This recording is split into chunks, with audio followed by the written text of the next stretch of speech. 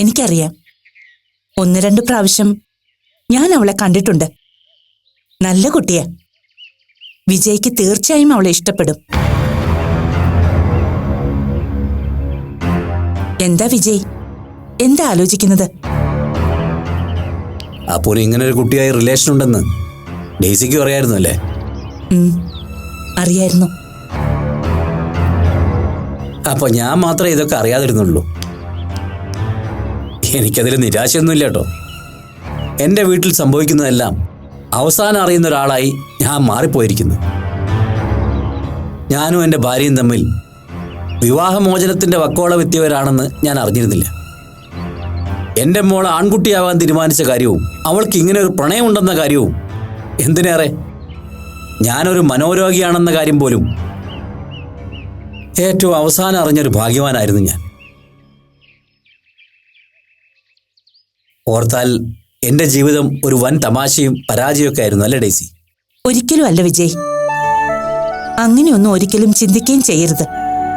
എന്റെ കാഴ്ചപ്പാടിൽ വിജയോളം ജയിച്ച ഒരാളെ ജീവിതത്തിൽ ഞാൻ കണ്ടിട്ടില്ല. ജയിച്ചാളോ? ഞാനോ? എന്റെ കാര്യം തന്നെയാണോ ഡെയ്സി ഉദ്ദേശിച്ചത്? അതോ എന്നെ പരിഹസിച്ചതാണോ? വിജയ് എന്റെ നല്ല ഫ്രണ്ടാണെന്ന് എന്റെ വിശ്വാസം. ആത്മാർത്ഥ സ്നേഹിതർ പരസ്പരം പരിഹസിക്കാറില്ല, തമ്മിൽ ആത്മപ്രശംസ നടത്താറുമില്ല. ശരിയല്ലേ?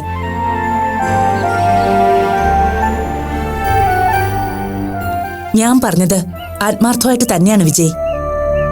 വിജയ് പറഞ്ഞതുപോലെ പരാജയങ്ങളുടെയോ ദുരന്തങ്ങളുടെയോ ഒരു ഘോഷയാത്ര തന്നെയായിരുന്നു വിജയുടെ ജീവിതം. ഏകമകൾ അപ്പു ഒരു പുരുഷനാകാൻ തീരുമാനിക്കുന്നു. അതേ തുടർന്ന് വിജയും ഗീതയും തമ്മിൽ അഭിപ്രായ വ്യത്യാസങ്ങൾ ഉണ്ടാകുന്നു. ഭാര്യയെ ഭർത്താവ് ഡിവോഴ്സ് ചെയ്യാൻ ഒരുങ്ങുന്നു. എല്ലാവർക്കും വിഷം കൊടുത്ത് കൊല്ലാൻ ശ്രമിക്കുന്നു. അതിന്റെ പേരിൽ അപ്പു വീട് വിട്ടിറങ്ങുന്നു. വിജയുടെ മനസ്സിന്റെ താളം തെറ്റി ഒരു മനോരോഗിയായി മെന്റൽ അസൈലത്തിൽ കഴിയേണ്ടി വരുന്നു. അവിടെ വെച്ച് ഹൃദയാഘാതം ഉണ്ടാകുന്നു. പിന്നെ ജീവിതത്തിന്റെ ഒരു കാലം തന്നെ മറവിയിലേക്ക് ആണ്ടുപോകുന്നു. ശരാശരി 10-70 വർഷം ആയുസ്സുള്ള ഒരു സാധാരണ മനുഷ്യന്റെ ജീവിതത്തിൽ ആർക്കുണ്ടാകും ഇത്രയും ദുരന്തങ്ങൾ? ആർക്ക് കഴിയും ഇതിനെയൊക്കെ അതിജീവിച്ച് ഇങ്ങനെ ചങ്കുറപ്പോടെ നിൽക്കാൻ? ഇന്ന് വിജയ് ഭാര്യയുമായി ഒരുമിച്ച് കഴിയുന്ന ഒരു വ്യക്തിയാ. മകനായിട്ട് അപ്പു കൂടെ തന്നെയുണ്ട്. മനസ്സിന്റെ സമനില പൂർണ്ണമായും വീണ്ടെടുത്ത് മറ്റാരെയും പോലെ കാര്യങ്ങൾ യുക്തിപൂർവം ചെയ്യുന്നു. ആത്മവിശ്വാസത്തോടെ ലോകത്തിനെ കാണുകയും അറിയുകയും ചെയ്യുന്നു. ഇനി പറ, വിജയുടെ ജീവിതം ഒരു വിജയമായിരുന്നു എന്ന് ഞാൻ പറഞ്ഞതിൽ എന്തെങ്കിലും കള്ളമോ പരിഹാസമോ ഉണ്ടോ? സോറി ഡെയ്സി, പെട്ടെന്ന് എനിക്ക് അങ്ങനെയൊക്കെ തോന്നിപ്പോയി. അപ്പോൾ ഒരു ട്രാൻസ്ജെൻഡർ ആണെന്ന് എന്നോട് ആദ്യം പറഞ്ഞത് ഡെയ്സിയാണ്. അപ്പൂന് ഇങ്ങനെ റിലേഷൻ കൂടി ഉണ്ടെന്ന് ഡെയ്സിക്ക് അറിയാമായിരുന്നിട്ടും? യെസ്, അറിയാമായിരുന്നു. എന്നിട്ടും വിജയോട് ഞാനത് പറയാത്തത് മനഃപൂർവ്വമായിരുന്നു. അറിഞ്ഞ സത്യത്തോട് വിജയ്ക്ക് പൊരുത്തപ്പെട്ടു വരാൻ സമയം ആവശ്യമാണെന്ന് എനിക്ക് തോന്നി. അപ്പുവിനെ ഒരു പുരുഷനായി വിജയുടെ മനസ്സ് അംഗീകരിച്ചതിന് ശേഷം മാത്രം അപ്പുവിന്റെ അഫെയറിനെ കുറിച്ച് പറഞ്ഞാൽ മതിയെന്ന് ഞാനാ ഗീതയോട് പറഞ്ഞത്. അതൊരു തെറ്റായിപ്പോയിന്ന് അന്നും ഇന്നും എനിക്ക് തോന്നുന്നില്ല. വിജയ്, ഇന്ന് അപ്പു ആതിരയും തമ്മിലുള്ള റിലേഷന് ഒരച്ഛൻ എന്ന നിലയിൽ സമ്മതം മൂളിയിട്ടാ വിജയ് എന്നെ കാണാൻ വന്നിരിക്കുന്നത്. ആ സമ്മതം കൊടുക്കൽ എത്രത്തോളം മനസ്സു കൊടുത്താണ് വിജയ് ചെയ്തിട്ടുണ്ടാവുക എന്ന് എനിക്കറിയില്ല. പക്ഷേ ഒരച്ഛൻ്റെയോ അമ്മയുടെയോ ജീവിതത്തിലെ ഏറ്റവും സഫലമായ ഒരു മൂമെന്റാണിത്. ഇതുവരെ ജീവിച്ച ജീവിതത്തിന് അർത്ഥമുണ്ടാകുന്ന നിമിഷം. അവിടെ സ്വയം ഇങ്ങനെ സംശയിച്ചും അർത്ഥ മനസ്സോടെ നിൽക്കുന്ന ഒരച്ഛനെയോ ഭർത്താവിനെയോ ആയിരിക്കില്ല ഗീതയും അപ്പവും പ്രതീക്ഷിക്കുന്നത്. അതുകൊണ്ട് പൂർണ്ണ മനസ്സോടെ, ആത്മാർത്ഥതയോടെ, അതിലപ്പുറം ആത്മവിശ്വാസത്തോടെ വേണം വിജയ് അവരെ അഭിമുഖീകരിക്കേണ്ടത്. ഇവിടെ വിജയ് തോറ്റുപോയാൽ തോൽക്കുന്നത് വിജയ് മാത്രമായിരിക്കില്ല.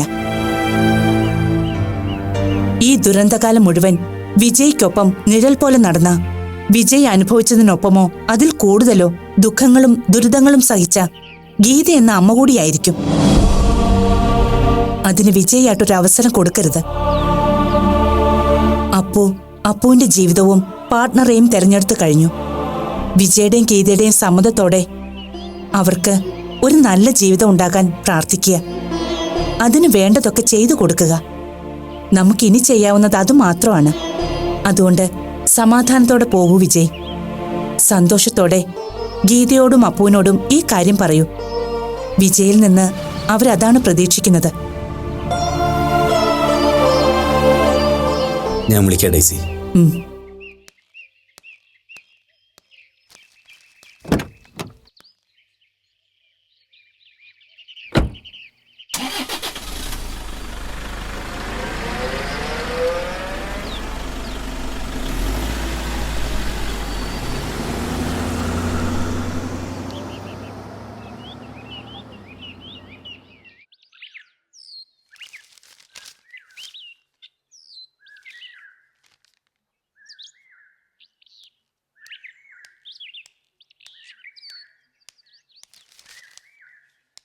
അഭിമാമ, ആ നന്ദനിപ്പോ വിളിച്ചിരുന്നു. ആഹാ, എന്നിട്ട് വി പി എന്തു പറഞ്ഞു എന്നാ പറഞ്ഞേ? വിപിക്ക് ആ ബന്ധത്തിന് സമ്മതമാണെന്ന്. അങ്ങനെ പറഞ്ഞോ? നന്നായി നന്നായി. ഏതായാലും ആ ഭയം ഒന്ന് ഒഴിവായി കിട്ടിയല്ലോ. മല പോലെ വന്നത് എലി പോലെ പോയി കിട്ടി. കാര്യം നിന്നെ ആശ്വസിപ്പിച്ചെങ്കിലും എനിക്കും ഒരു ടെൻഷൻ ഉണ്ടായിരുന്നു.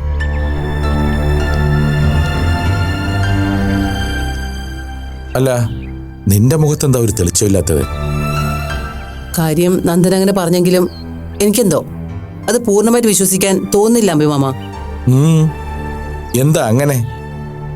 വിപി സമ്മതം അറിയിച്ചത് ആത്മാർത്ഥമായിട്ടാണോ എന്ന് എനിക്കൊരു സംശയം. എടോ, ഇതാ തന്റെ കുഴപ്പം. ആദ്യം വി പി എന്ത് പറയൂന്നുള്ള ടെൻഷനായിരുന്നു. ഇപ്പൊ വി പിയുടെ ഭാഗത്തുനിന്ന് ഓക്കെയാണെന്ന് അറിഞ്ഞപ്പോ അതിനി ഉള്ളതാണോ കള്ളമാണോ എന്നുള്ളതായി ടെൻഷൻ. വി പി അത് പൂർണ്ണ മനസ്സോടെ തന്നെ ആയിരിക്കും സമ്മതിച്ചത്. അല്ലാതെ ആ സമ്മതിക്കലിൽ ഒരു ഹിഡൻ അജണ്ട ഉണ്ടെന്നൊന്നും എനിക്ക് തോന്നുന്നില്ല. അല്ലെങ്കിൽ തന്നെ മനസ്സിൽ മറ്റൊന്ന് വെച്ചോണ്ട് വി പി ഇതിന് സമ്മതമുള്ള കാര്യം എന്താ? നമ്മൾ ഭയന്നതുപോലെ അയാൾക്ക് ഇത് ഉൾക്കൊള്ളാൻ പറ്റിയില്ലായിരുന്നെങ്കിൽ വി പിയുടെ സ്വഭാവത്തിന് അതിന് അയാൾ നോ എന്ന് തന്നെ നന്ദനോട് പറഞ്ഞേനെ. ആട്ടെ, നന്ദൻ മറ്റെന്തെങ്കിലും പറഞ്ഞായിരുന്നോ? മറ്റു ഡീറ്റെയിൽസ് ഒന്നും പറഞ്ഞില്ല. പക്ഷേ നന്ദൻ വലിയ പ്രതീക്ഷയിലാണ് സംസാരിച്ചത്.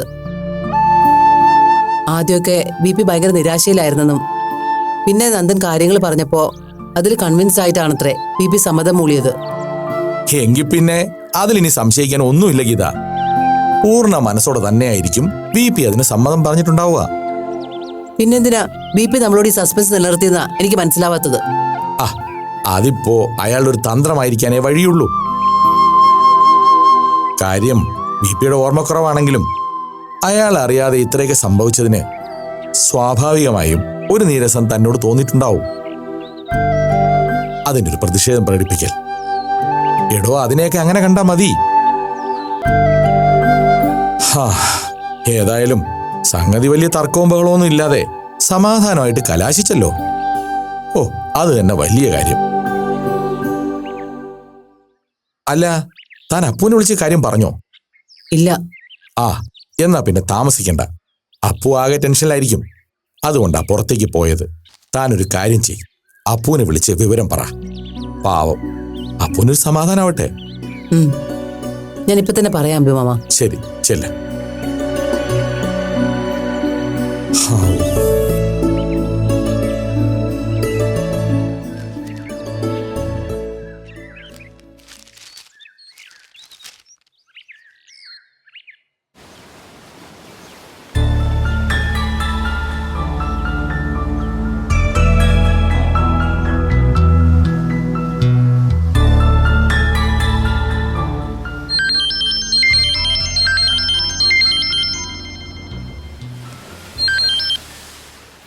ഹലോ. അപ്പോ നീ എവിടെയാ? ലൈബ്രറിയിലാണോ അതോ മാളൂനൊപ്പോ? ഞാൻ പുറത്താ അമ്മേ. ആരുമില്ല, ഞാൻ തനിച്ചാ. എന്നാ നീ വേഗം വീട്ടിലേക്ക് വാ. ഒരു പ്രധാനപ്പെട്ട കാര്യം പറയാനുണ്ട്. എന്താ അമ്മേ? എന്താ കാര്യം? അത് നിന്നോട് നേരി പറയാനുള്ള കാര്യമാ. അപ്പു, നീ ടെൻഷൻ ആവണ്ട. സന്തോഷമുള്ള കാര്യമാ. അതാ നിന്നോട് നേരിട്ട് പറയാന്ന് വെച്ചത്. ശരി, എന്നാ ഞാനായിട്ട് ഇനി സസ്പെൻസ് ഇടുന്നില്ല. BP നിന്റെ അതിരുടെയും കല്യാണത്തിന് സമ്മതിച്ചു. അമ്മയുടെ BP നേരിട്ട് പറഞ്ഞോ? ഇല്ല, നന്ദന എന്നെ ഇപ്പൊ വിളിച്ചു പറഞ്ഞത്. BP നന്ദനുമായിട്ടുള്ള മീറ്റിംഗ് ഇപ്പൊ കഴിഞ്ഞതേ ഉള്ളൂ. അപ്പോ നീ എന്താ ഒന്നും മിണ്ടാത്തത്? ഒന്നുമില്ല, ഞാൻ കേൾക്കുന്നുണ്ട്. അമ്മ പറ. സന്തോഷായില്ലേ നിനക്ക്? BP വീട്ടിലെത്തിയോ? ഇല്ല, ഇപ്പൊ എത്തുമായിരിക്കും. നീ വേണമെങ്കിൽ നന്ദനെ ഒന്ന് വിളിക്ക്. കൂടുതൽ ഡീറ്റെയിൽസ് നന്ദനെന്ന് അറിയാലോ. ഓ, അത് വേണ്ട അമ്മ. ഇതിൽ കൂടുതൽ ഡീറ്റെയിൽസ് ഇനി ഒന്നും അറിയാനില്ല. എന്താ നിനക്കൊരു വല്ലായ്മ പോലെ? ഏയ്, ഒന്നുമില്ല അമ്മ. വേറൊന്നും ചെയ്യാനില്ലെങ്കിൽ വേഗം വാ അപ്പു. ഇവിടെ അമ്പിമാമനുണ്ട്. ഞാൻ വരാം.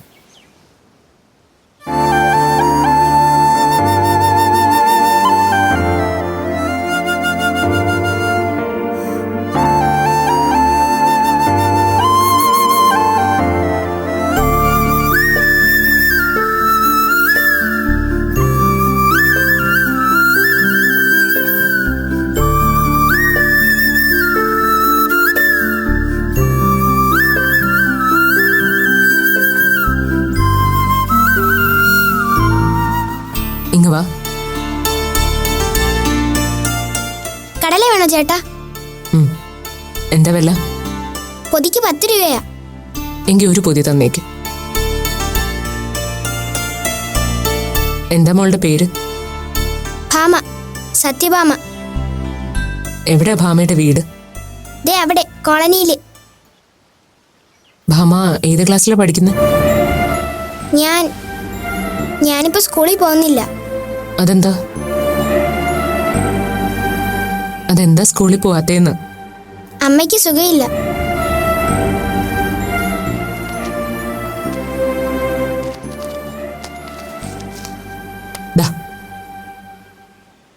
എന്റെ കയ്യിൽ ബാക്കി തരാൻ കാശില്ല. സാരമില്ല, ഇനി വരുമ്പോ ബാക്കി കാശിനും കൂടി കടല തന്നാ മതി. എന്താ? ദാ, ഈ കാശ് നീ എന്ത് ചെയ്യും? അമ്മയ്ക്ക് മരുന്ന് വാങ്ങാൻ കൊടുക്കും. നിന്റെ അച്ഛൻ എന്ത് ചെയ്യുന്നു? എന്താ ഒന്നും മിണ്ടാത്തെ? അച്ഛനില്ലേ മോക്ക്? ഉണ്ട്.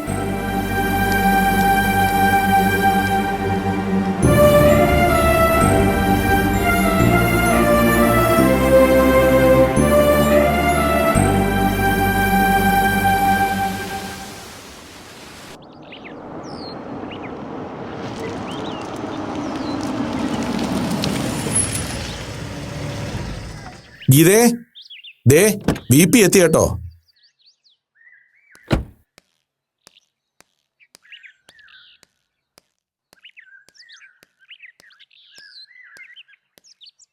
ആ, അമ്പിഭാവൻ എപ്പോ എത്തി?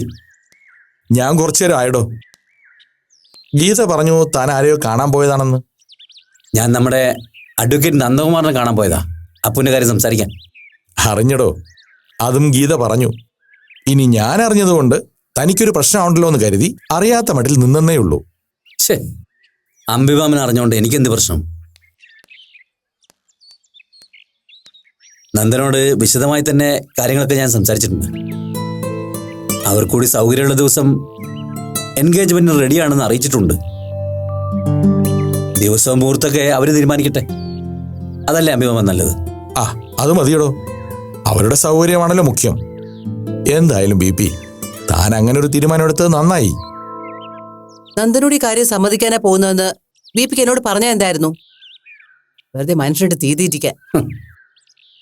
തീ തിന്നാൻ തന്നോട് ആരെയും പറഞ്ഞോ? സത്യത്തിൽ നന്ദനെ കാണുന്നവരെ എൻ്റെ മനസ്സിലൊരു ആശയക്കുഴപ്പമുണ്ടായിരുന്നു. അതുകൊണ്ടാ തന്നോട് ഞാൻ തെളിച്ചൊന്നും പറയായിരുന്നു. നന്ദനെ കണ്ട് ഡീറ്റെയിൽ സംസാരിച്ചപ്പോൾ എൻ്റെ കൺഫ്യൂഷനൊക്കെ മാറി.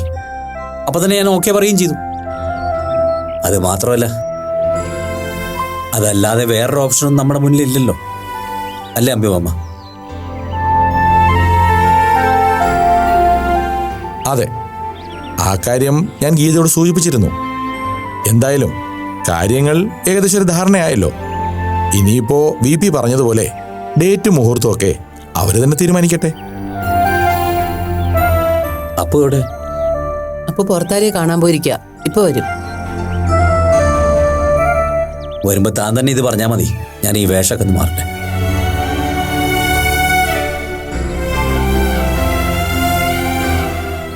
എന്താ ഇപ്പൊ തന്റെ ടെൻഷനും സംശയമൊക്കെ മാറിയില്ലേ?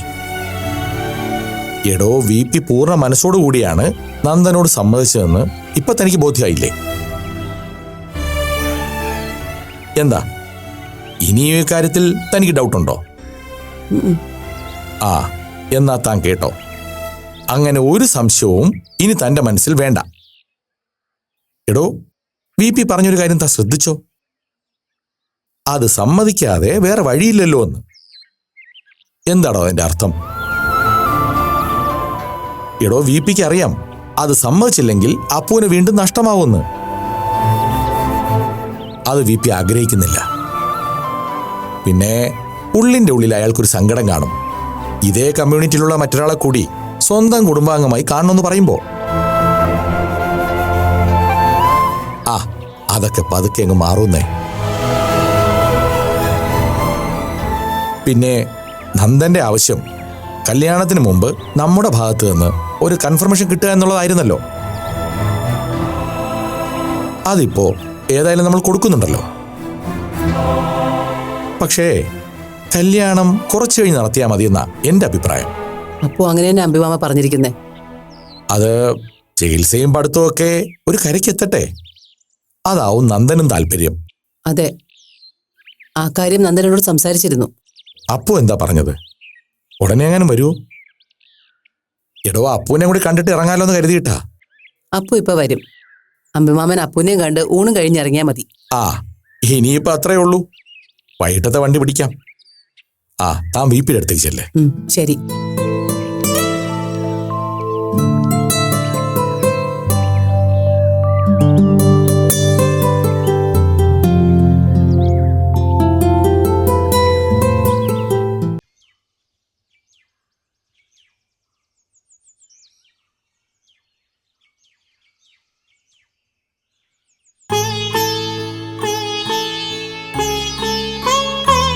ദേ മുത്താരം വന്നല്ല ഒന്നാം തരം പായസം ഉണ്ടാക്കിയിട്ടുണ്ട്. ഇന്നെന്താ വിശേഷം? ഇന്നത്തെ വിശേഷം ഇവിടത്തെ നന്ദൻ സാറില്ലേ, ആ സാറിനൊരു അമ്പോറ്റി അനിയത്തി കൊച്ചുണ്ട്. ആ കൊച്ചിന്റെ കല്യാണം ഉറപ്പിച്ചു. അതിന്റെ സന്തോഷത്തിനാ ഈ പായസം. എന്താ കൊച്ചിന് വേണ്ടേ? ദേ മുത്താരമ്മേ, വെറുതെ ഇല്ലാത്തൊന്നും പറഞ്ഞൊപ്പിക്കണ്ട കേട്ടോ. എന്റെ കല്യാണം ഉറപ്പിച്ചെന്ന് മുത്താരമ്മയെടുത്ത് ആരാ പറഞ്ഞത്? ചുമ്മാ ഓരോന്ന് പറഞ്ഞ് എന്തെങ്കിലുമൊക്കെ കാട്ടിക്കൂട്ടിക്കോളും. അയ്യോടി അമ്മച്ചേ, ഞാൻ പറഞ്ഞതാണോ ഇപ്പൊ കുറ്റായി പോയത്? കുറച്ചു മുമ്പ് നന്ദൻ സാർ ഇങ്ങോട്ട് വിളിച്ചപ്പോ ഞാനും കേട്ടതാണല്ലോ. അന്നേരം ഇവിടെ ഒരാളുടെ മുഖം ചെണ്ടുമല്ലി പോലെ ചുവന്ന് തുടുത്തത് ഞാൻ കണ്ടതല്ലേ. മുത്താരമ്മയ്ക്ക് അങ്ങനെ പലതും തോന്നും. അത് മുത്താരമ്മയുടെ പ്രായത്തിന്റെയാ. ഷടാ, അതിന് നീ എന്തിനാ കൊച്ച എന്നോട് ദേഷ്യപ്പെടുന്നത്? നിന്റെ കല്യാണം ഉറപ്പിച്ചതിന് ഞാൻ എന്ത് പിഴച്ചു? ദേ, ഈ പായസം കുടിച്ചിട്ട് എങ്ങനെയുണ്ടെന്ന് പറഞ്ഞേ. മുത്താരമ്മയുടെ പൊന്നും കൂടെ അല്ലേ. എനിക്കൊന്നും വേണ്ട.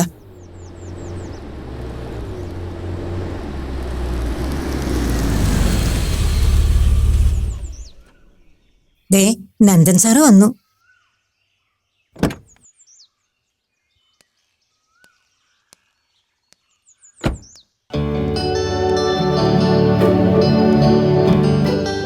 എന്താണ് രണ്ടുപേരും കൂടി ഒരു പഞ്ചായത്ത്? ഒന്നുമില്ല സാറേ, നല്ലൊരു ദിവസല്ലേന്ന് കരുതി ഞാൻ ഇച്ചിരി പായസം ഉണ്ടാക്കി. അതിവിടെ ഒരാൾക്ക് ഇഷ്ടപ്പെട്ടില്ല. അതിനെക്കുറിച്ച് പറയായിരുന്നു. ആഹാ, മുത്താരം അതിനിടയിൽ പായസമൊക്കെ ഉണ്ടാക്കിയോ? ഇന്നെന്താ പ്രത്യേകത? മുത്താരമ്മയുടെ പിറന്നാൾ വല്ലതാണോ? അയ്യോടി അമ്മച്ചിയെ, അനിയത്തിക്ക് പറ്റിയ ആങ്ങളെ തന്നെ. എന്റെ പിറന്നാളും പക്കനാളും ഒന്നും അല്ല. ഇന്നെന്റെ സുന്ദരി കൊച്ചിന്റെ കല്യാണം ഉറപ്പിച്ച ദിവസല്ലേ, അതിന്റെ സന്തോഷത്തിലാ ഞാൻ പായസം ഉണ്ടാക്കിയത്. എന്നിട്ട് എന്റെ പങ്ക് എവിടെ? അയ്യോ, ഞാനത് മറന്നു. ഇപ്പൊ കൊണ്ടുവരാമേ. ഇത് കുടിക്കുമോളെ.